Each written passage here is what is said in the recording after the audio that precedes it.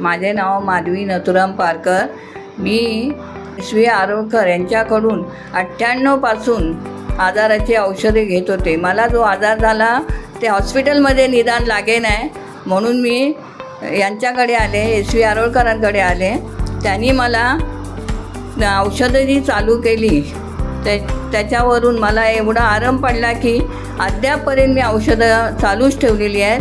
त्यांचे नातू यश आरोळकर यांचे औषध चालू आहे मला, पण त्यांनी मला त्यांचं आशीर्वादाने मला आता ही औषधं लागू पडलेली आहेत आणि अजून ती औषधं माझी चालू ठेवली आहेत. आज मी त्यांच्याच दवाखान्यातून बोलत आहे.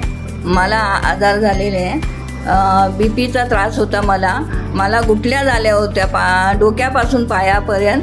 त्याच्यावर मला होतं पायदुखी, गुडघेदुखी, हे सर्वच चालू होतं माझा आजार.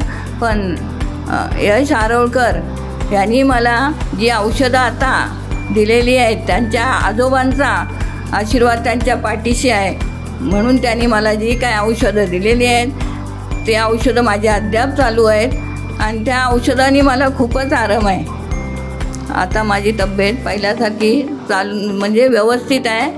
मी आता सर्व काही करू शकते त्यांच्या आशीर्वादाने, डॉक्टरांच्या, त्यांच्या नातवांच्या हाताला यश आलेलं आहे.